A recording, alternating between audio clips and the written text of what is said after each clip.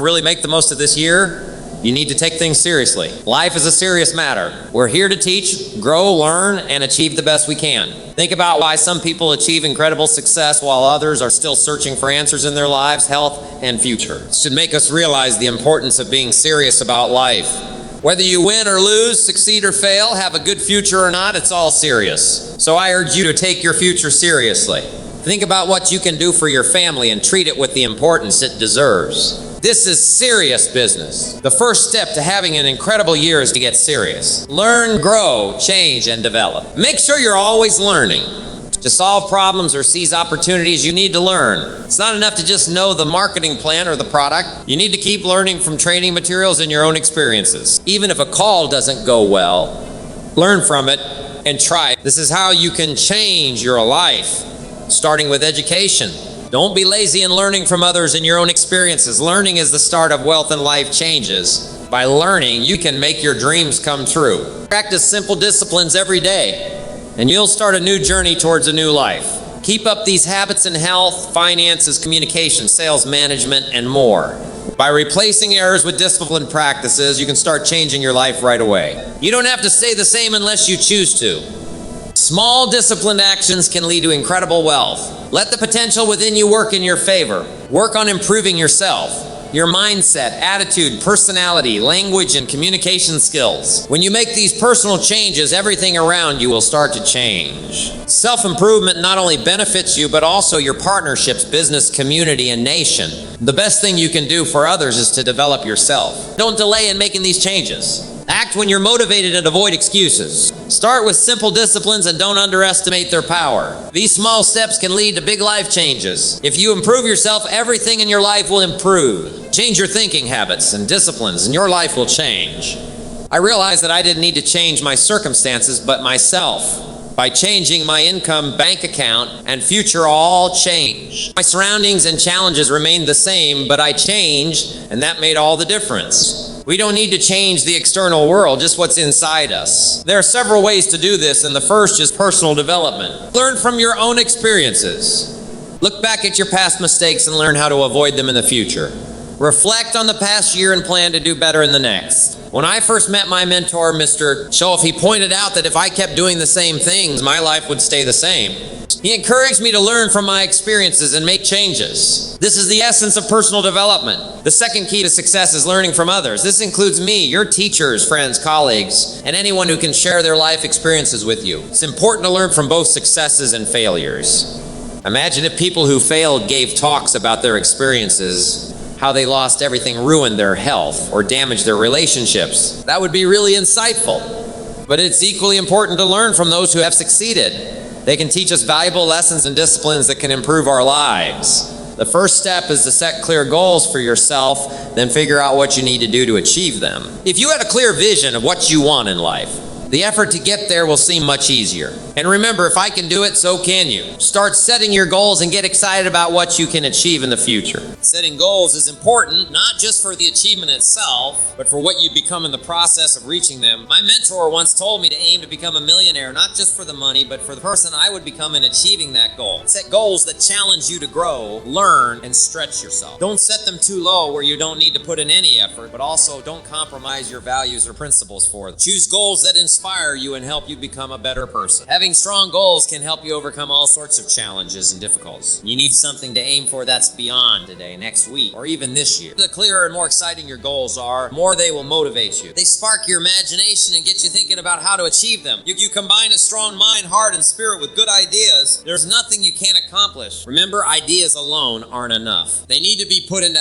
action. Philosophy and attitude are just the beginning. They need to be applied through hard work to produce results. Wisdom and even the highest attitude like faith are useless if they're not put into action. The real goal is to turn your beliefs and philosophies into actions that make a difference. Turning nothing into something is possible, and here's how you can do it in 3 steps. First, use your imagination. Picture yourself in new and exciting situations. Imagination might not be something you can touch, but it's almost real. It's the first step in turning your dreams into reality. Imagination lets you see things that don't exist yet. It's powerful because it can change how you feel and act, even though it's not something tangible. Next Practice faith, believing that what you imagine can become real. To strengthen this belief, start by trusting in your own past successes. If you've achieved something once, you can do it again. Personal development is key here. You might lose money, but you never lose the skills you learn. Skills are more valuable than temporary successes. Also, learn from others' successes. Hearing someone say, "If I can do it, you can do it," can really boost your faith. Faith is like an unseen force. You can't see it, but it has a huge impact on your attitude and actions. It's the foundation of hope, almost tangible, even though it's not something you can physically touch. Finally, take action. It's as simple as writing a letter or starting a small task. The second part of making things happen is doing the best you can. A great philosophy to live by is to put your all into whatever you do. If you only put in half the effort, you're setting yourself up for failure. Your personal philosophy, not the economy or external factors, will shape your future. It's about your attitude and your willingness to take action. Consistent self-discipline is crucial. Set up a routine when you're motivated and your goals are clear. If you're inspired to improve your health, start immediately. Buy that book on nutrition, start a small exercise routine, and keep building on it. Without action, your ideas and emotions will fade away. Discipline helps you turn your inspiration and knowledge into something valuable. Every small step you take affects the rest of your journey. By reducing negative habits and introducing positive ones, you start a new process of life change. The biggest benefit of discipline is how it builds your self-esteem and self-worth. Nowadays, people talk a lot about self-esteem, but often forget to link it to discipline. Even a small drop in discipline can start chip away at your confidence. When you start doing just a bit less than your best, it doesn't only affect your performance, but also your mindset and beliefs. The problem with even a little neglect is that it can grow from a small issue into a big problem. Neglecting your responsibilities can lead to more neglect, and before you know it, your self-esteem starts to suffer. To regain your self-respect, you don't need to attend dozens of classes. Just start with a small discipline that aligns with your philosophy, like turning your I should into I will. Don't let excuses pile up. Start making small changes now so in the future you can celebrate your achievements instead of regretting missed opportunities. It's important to teach kids the value of discipline early on. Start with small tasks and gradually add more. This way, they begin to build a disciplined life where wisdom, positive attitudes, faith, courage can thrive. Once you start seeing the benefits of discipline, you'll be so motivated that you'll never want to go back to your old ways. Surround yourself with people who value discipline and take action. On the flip side, procrastination is the opposite of discipline. It's when you keep putting off things you should do now. Procrastination tells you to wait until later, do just enough to get by or to impress others. In every situation, we face a choice. Do it now as discipline or do it later procrastination. Discipline leads to achievement and satisfaction, while procrastination leads to mediocrity. The rewards of discipline might take time to show, but they're far greater than the immediate, yet small, rewards of not being disciplined. For example, not being disciplined might mean having a fun day at the beach now, but being disciplined could eventually lead to owning the beach. Most people choose immediate pleasure over long-term success, but the true rewards come from choosing discipline and working towards future goals. To avoid distractions and stay focused on your goals, you need to choose discipline over procrastination. How can you concentrate on your work and get things done today instead of tomorrow? How can you avoid wasting time on small talk and stay committed to your tasks? Remember, your actions will either serve as a warning or an example to others. Your discipline is the key factor that transforms your ambitions into reality. It's what helps you achieve your dreams and become the person you want it to be. Words are also essential for us. They feed our minds, bring ideas to life, and help us gain insight. Insight is different from just seeing with our eyes. It's about understanding deeper meanings and concepts. That's why it's important to attend classes, read books, and engage in activities that challenge your mind. These experiences help you develop insight, allowing you to think deeply, create ideas, and plan for things like better health or a successful career. Your mind needs regular exercise, just like your body. Engage in debates, read about different viewpoints, and don't shy away from the big discussions. It's important to understand both sides of any issue. Take the Bible, for example. It tells stories of both good and evil kings, offering perspectives on both sides of human nature. Your personal library should include books on people like Gandhi and Hitler to understand the range of human aspirations.